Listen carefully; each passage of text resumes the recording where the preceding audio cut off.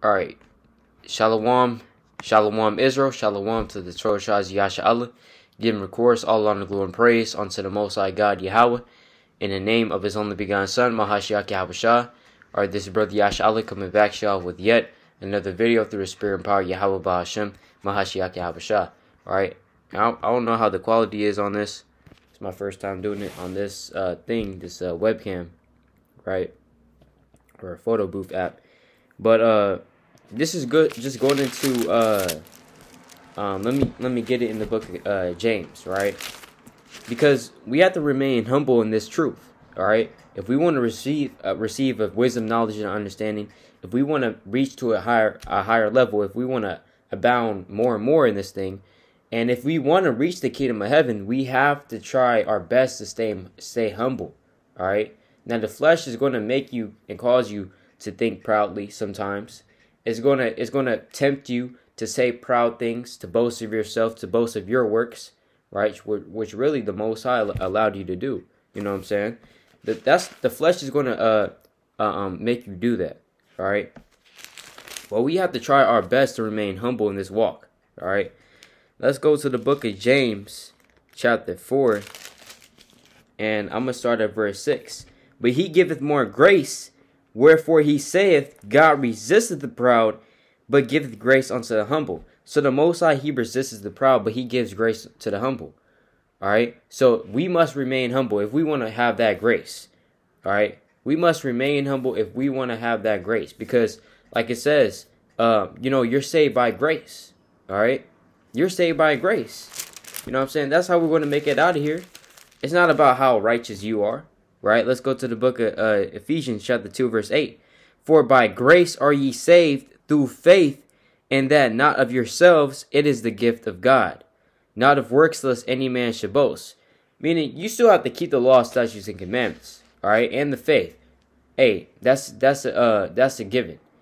Right? That doesn't mean that you just stop keeping the commandments. Right? Because, we're saved by faith. I don't have to, because you show your faith by what? Your works. But we're really saved by the Most High's grace. How much grace that the Most High has upon us, right? Because let's go to this precept. Let's go to the book of Isaiah. It's not about how on fire you are. It's not about how many days you went there out. It's like you went out there and did the work. It's not about how many videos you put out, right? It's not about how many commandments you're keeping perfectly, right? Even though we're in this captivity, we're in this flesh, right? We go off daily. You know what I'm saying? Let's go to the book of Isaiah, chapter 64, and verse 6. But we are all as an unclean thing, and all of our righteousness are as filthy rags, and we do all fade as a leaf, and our iniquities, like the wind, have taken us away. So we're all like an unclean thing to the Most High. And all of our righteousness are like filthy rags, right?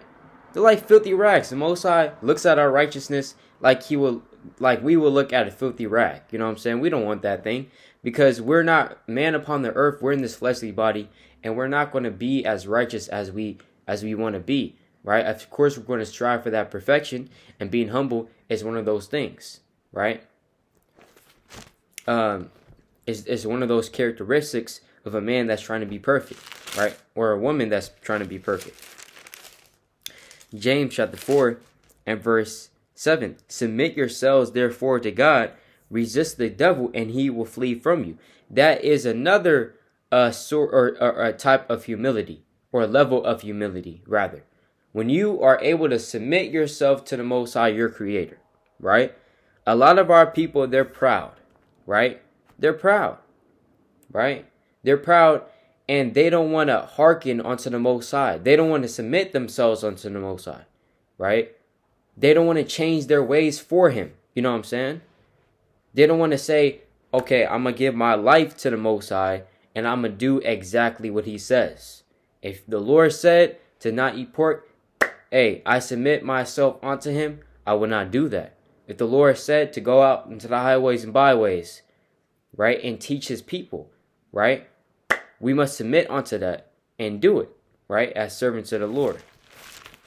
Like being a servant takes humility, right? Because you understand that You are acknowledging that there is someone above you, right? You are acknowledging that someone is above you, and you must do everything that they say.